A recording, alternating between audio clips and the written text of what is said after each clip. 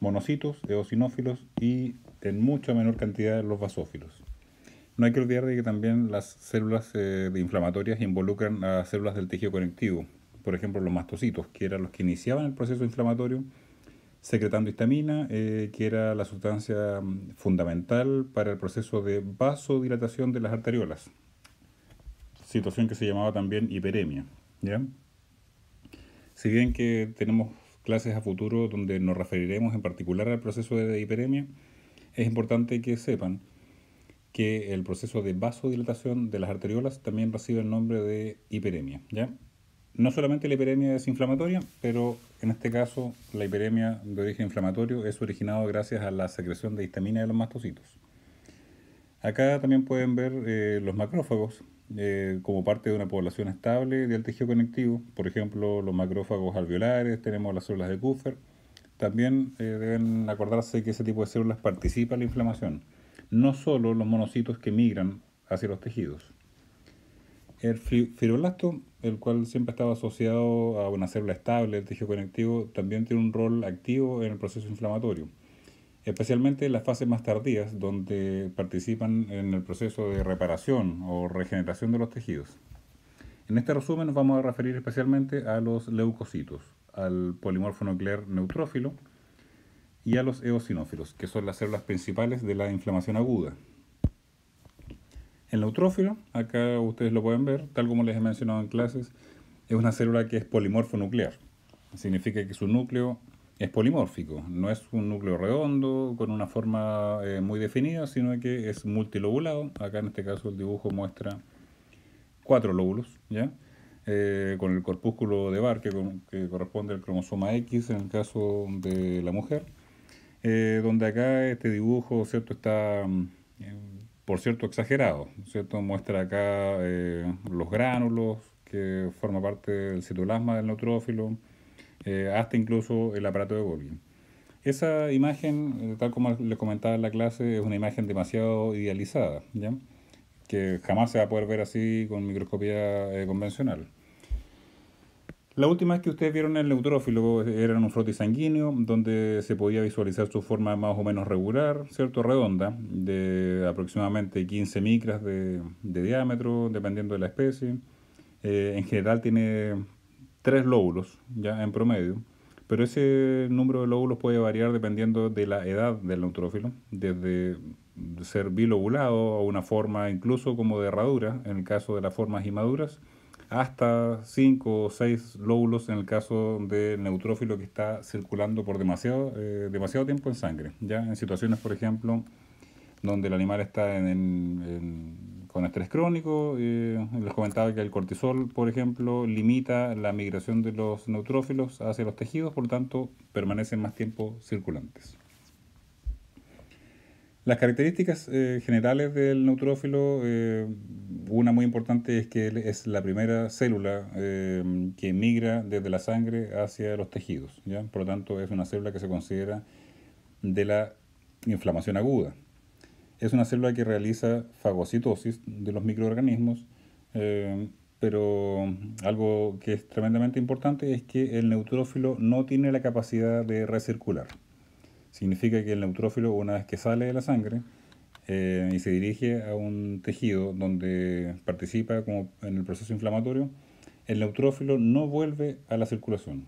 ¿Ya? Eso es tremendamente importante porque es una diferencia clave con otro tipo de leucocito como es el macrófago, que sí tiene la capacidad de recircular. Los neutrófilos tienen una gran cantidad de enzimas que les permite ya sea migrar y también destruir algunos agentes etiológicos, ¿ya? En general, por ejemplo, tienen sus gránulos primarios, tienen una enzima que es la amiloperoxidasa, lisozima, que tiene una gran capacidad bactericida, elastasa, ¿ya? Es una enzima que permite la degradación de la elastina, por lo tanto les permite moverse muy bien en el tejido conectivo. Otra enzima, por ejemplo, es la fosfolipasa A2, ¿ya? Recuerden que los fosfolípidos están en las membranas celulares, por lo tanto tiene una gran capacidad de destrucción de membranas. Otra enzima en los gránulos secundarios son las colagenasas, eh, entre otras, ¿ya? Así que es importante saber que el neutrófilo tiene una gran batería enzimática que le permite ya sea el movimiento en el tejido conectivo y también una capacidad de destrucción de distintos agentes etiológicos. Obviamente no es necesario aprenderse una lista completa, pero sí tener presente de que estos grupos de enzimas están muy relacionados con la función que tiene este tipo celular. El neutrófilo ahora cuando lo observamos en un tejido ya no es tan ideal como ustedes lo vieron en un frote sanguíneo, donde el neutrófilo básicamente está inactivo.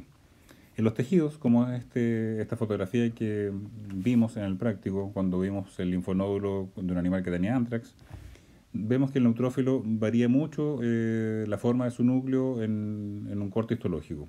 No porque el núcleo sea demasiado distinto entre uno con otro, sino que depende mucho del corte y de la orientación en la cual quedó esta célula, ¿ya? Por ejemplo, esta tiene el núcleo más en banda, como herradura. Acá podemos ver este que es bilobulado aparentemente, este igual, ¿ya? Pero todo depende más o menos de la orientación y de cuántos lóbulos tenía. Lo importante es que estas células son polimorfonucleares. No son células con núcleo redondo, como esta, por ejemplo, o esta, que son linfocitos, ¿ya? No olvidar que son muy distintas sus formas nucleares entre estos tipos celulares.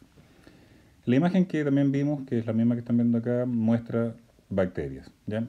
Estas son bacterias bastante grandes, porque es el Bacillus anthracis. Pero el ancho de esta bacteria es más o menos el ancho promedio que tiene una bacteria, ¿ya? Así que tenemos que acostumbrarnos a identificar el exudado neutrofílico, como se denomina al exudado que se caracteriza por la abundancia de neutrófilos, en la cual vamos a encontrar neutrófilos de distintas formas. Acá tenemos otra imagen de una muestra de piel donde estamos focalizándonos en la dermis, donde vemos también la presencia de neutrófilos dispersos, ya formando este exudado neutrofílico. Es importante recordar, en la primera parte de la clase lo tratamos, que el exudado es un componente fundamental en una inflamación, ¿ya? El exudado entonces se caracteriza por la presencia de leucocitos y de proteínas, ¿ya? Es mucho más fácil identificar leucocitos porque obviamente el leucocito es visible en la microscopía, en cambio las proteínas no. Así que en este caso tenemos un exudado caracterizado por los neutrófilos y donde ustedes pueden ver que en algunas células los núcleos parecen pequeños granitos, ¿cierto? Da la impresión de que tuvieran tres pequeños lóbulos, pero en realidad lo que están viendo acá es un neutrófilo trilobulado, pero dependiendo del corte lo están viendo en distintas orientaciones. No solo tenemos exudado neutrofílico en esta muestra, acá también pueden ver la presencia de dos eosinófilos que les voy a mostrar a continuación y también la presencia de macrófagos con hemosiderina, ¿ya? Que trataremos en la tercera parte de este resumen de las clases. Entonces, el neutrófilo, primera línea de defensa, un leucocito polimorfonuclear, característica de la inflamación aguda, a pesar de que es muy inespecífico y participa en muchos procesos inflamatorios, es característico también de las infecciones de tipo bacteriano. El siguiente leucocito, que también circula en sangre y se vuelve activo cuando pasa a los tejidos, es el eosinófilo, ¿ya? Un pariente cercano del neutrófilo, donde generalmente es bilobulado. Su núcleo también es polimorfonuclear, ¿ya? No es redondo, sino que es bilobulado. Y su característica principal y muy distintiva tanto en un frote sanguíneo como en un tejido es la presencia de gránulos que se tiñen de color eosinófilo. Recuerden que el eosinófilo, y eso con algunas personas lo discutimos en el práctico, el eosinófilo es un tipo de coloración, ¿ya? La coloración eosinófila. Algunos lo ven rosado, otros lo ven naranjo. Para no pelear, le llamaremos eosinófilo, es un color anaranjado, ¿ya? El eosinófilo tiene muchas de las enzimas que se comparten con el neutrófilo, pero una cosa importante es que este eosinófilo también tiene una enzima que es la histaminasa, con capacidad de hidrolizar o degradar la histamina. Por lo tanto, muchas veces lo encontramos acompañando reacciones de los mastocitos así de forma exagerada. Pero en general el eosinófilo es un leucocito que es abundante en las inflamaciones de origen parasitario, ¿ya? Así que asocian el eosinófilo en la mayor parte de los casos con la inflamación de tipo parasitaria. En menor cantidad reacciones alérgicas, pero en general más de tipo parasitaria. ¿Ya? Aquí ustedes pueden ver entonces la cantidad de enzimas que tiene. Al igual que el neutrófilo, no es necesario aprenderse esta lista de enzimas, pero sí asociarla con su funcionalidad. ¿Ya? Entonces tenemos que eosinófilo, exudado que predomina en las infecciones de tipo parasitario. Acá lo podemos ver, la misma muestra que observamos en el práctico, donde vemos un espacio porta. ¿Ya? Acá voy a marcarlo de color negro. Esta zona, aquí tenemos el conducto biliar, arteriola hepática, y acá tenemos una vena porta, ya normal. En el segundo semestre les voy a mostrar acá que hay conductos biliares adicionales, ¿ya? Que estoy marcando acá con el color amarillo, que también tiene un significado patológico, lo que se conoce como la hiperplasia de conductos biliares, pero será temática que vamos a discutir el segundo semestre. ¿Qué llama la atención en este espacio porta? Aparte de encontrar algunos componentes aumentados en número, vemos que se ve una gran cantidad de células que tienen un citoplasma intensamente eosinófilo, ya de colorcito más naranjo, que son los polimorfonucleares eosinófilos. Acá los pueden ver en esta imagen. Característica entonces de la infección parasitaria. En este caso tenemos que es una hepatitis eosinofílica localizada en los espacios porta de un animal que tenía fasciola hepática, que es un parásito que se localiza en los conductos biliares. ¿Ya? Esa es la segunda célula. Ahora, el proceso de migración desde la sangre hacia los tejidos sigue una serie de pasos. Significa que el neutrófilo que está circulando de alguna forma reconoce que en un tejido particular hay una infección. ¿Ya? En general se describe que el proceso de migración tiene 5 etapas. Una etapa en la cual se activa el endotelio. Significa que el endotelio empieza a exponer ciertas moléculas, por ejemplo las selectinas, que le van a indicar al neutrófilo que en esa zona debe migrar para pasar al tejido conectivo y formar o desarrollar el proceso inflamatorio. ¿Ya? Entonces, primero que nada, se activa el endotelio. La segunda etapa es la de marginación. Significa que el neutrófilo que está generalmente circulando en el vaso sanguíneo tiende entonces a marginarse. Significa que se va a los bordes del vaso sanguíneo, generalmente arteriolas o capilares. Y en una tercera etapa empieza a realizar lo que se conoce como el rodamiento. Ya lo pueden encontrar incluso con la versión en inglés, que es el rolling, en la cual el neutrófilo va literalmente rodando sobre la superficie endotelial, ya mediante la interacción de una interacción que es inestable entre la selectina y receptores de selectina. Y finalmente ocurre una adhesión firme, en la cual el neutrófilo entonces se fija fuertemente en la superficie endotelial y finalmente una transmigración en la cual el neutrófilo pasa a través de las células endoteliales. ¿Ya? Entonces tenemos estas 5 etapas. Ahora veamos estas mismas etapas, pero con un poco más de detalle molecular, ¿cierto? Que es finalmente lo que orquesta todo este movimiento. En la cual vemos que en la fase de marginación, en la fase de activación del endotelio, el endotelio se reconoce como activo porque está empezando a exponer estas moléculas que dice acá que son selectinas. ¿Por qué el endotelio expone las selectinas? Porque hay señales químicas en el espacio intersticial que le están diciendo al endotelio que debe activarse. Es decir, acá vamos a encontrar moléculas que son secretadas por otras células, por ejemplo los macrófagos estables del tejido conectivo, que empiezan a producir estas moléculas para que el endotelio se active. De alguna forma le está indicando al neutrófilo que está en circulación que debe marginarse y pasar a través de él. ¿Ya?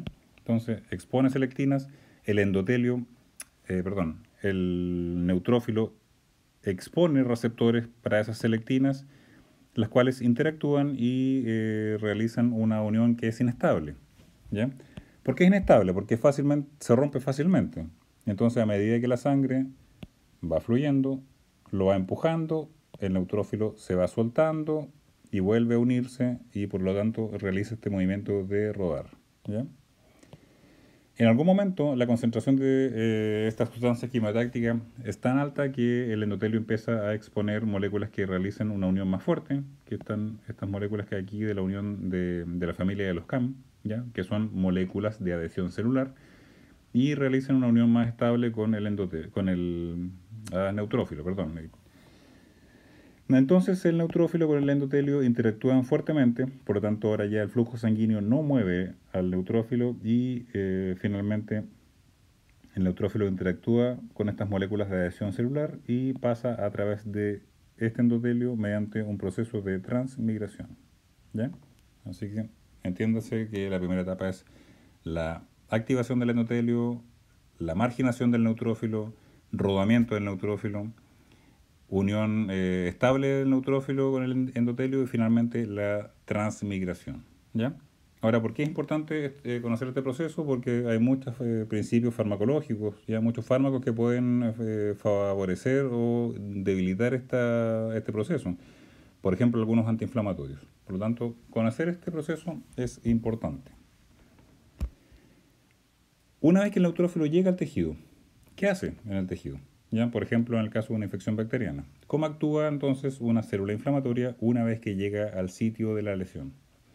Y el neutrófilo lo hace básicamente de dos formas: fagocitando y también realizando esta segunda actividad que es la liberación de los llamados NET, que es una trampa extracelular que producida por el neutrófilo, ¿ya? El Neutrophil Extracellular Trap, que es entonces una función muy interesante del neutrófilo que muchas veces uno no la tiene presente.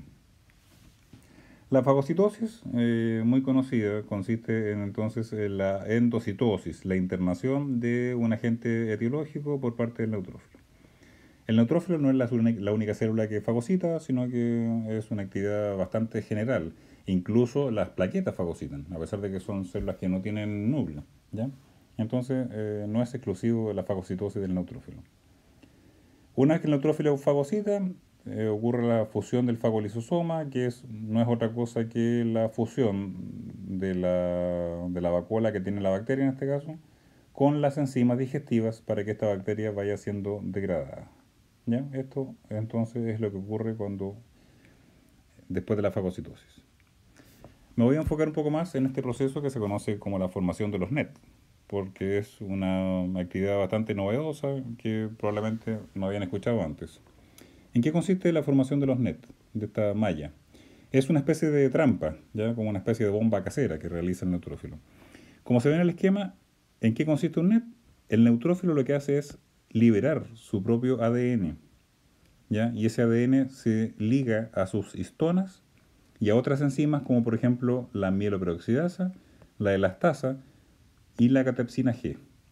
Es decir, el ADN lo que hace es enredarse, ¿ya? De alguna forma con esas enzimas para que las bacterias queden atrapadas y estas enzimas actúen sobre ellas. ¿Ya? Entonces, hasta ahora lo que se conoce de los NET es que es el ADN o DNA del neutrófilo unida a enzimas como la elastasa, mieloperoxidasa, catepsina G. ¿Ya? Eso es importante porque es una función clave del neutrófilo. Esta liberación de los NET obviamente también conduce a que el neutrófilo muera. Por lo tanto, estas mallas o esta red se ha observado bastante bien en exudados de tipo absedativo o purulento, en la cual se caracteriza por ser un líquido bastante viscoso, formado por muchos neutrófilos muertos. Muchos de ellos han entonces liberado esta malla y destruye las bacterias, pero también destruye parte del tejido conectivo. Pero si la evolución de alguna forma seleccionó este tipo de actividad es porque obviamente los beneficios son superiores a la parte negativa de la inflamación. Entonces, neutrófilo, dos formas de actuar: la formación o el proceso de fagocitosis y también la liberación de estos NET. ¿Ya? Acá tenemos otro esquema que muestra lo mismo, donde tenemos que estas mallas, estos NET, se forman entonces de este ADN que sale del neutrófilo y atrapa de alguna forma bacterias gracias a las enzimas que tiene. Esta microfotografía electrónica de un artículo que está disponible en la red muestra al neutrófilo con su malla o su red de ADN, y acá con más detalle se pueden ver las bacterias, ¿cierto?, que están siendo atrapadas, ¿ya? Muy interesante esta función. El neutrófilo, entonces, acá para cerrar esta parte, esto corresponde a una imagen citológica de un exudado purulento, donde se ve entonces que tenemos gran cantidad de neutrófilos, algunos vivos, otros muertos, y macrófagos que están en la mitad fagocitando, ¿ya? Si ustedes pueden ver, entonces el pus está formado en su gran cantidad de neutrófilos, en distintos grados de degeneración y destrucción. Bueno, este es el final de la segunda parte, donde tratamos sobre células de la inflamación. En la tercera parte vamos a tratar sobre un tipo de inflamación importante, que es la inflamación crónica, enfocándonos principalmente en el rol del macrófago, ¿ya? Destacando algunas de las funciones importantes que tiene este tipo celular. Espero que lo hayan entendido. Ustedes pueden repasar esto y, por favor, comentarios o sugerencias son todas bienvenidas, ¿ya? Estamos entonces en contacto.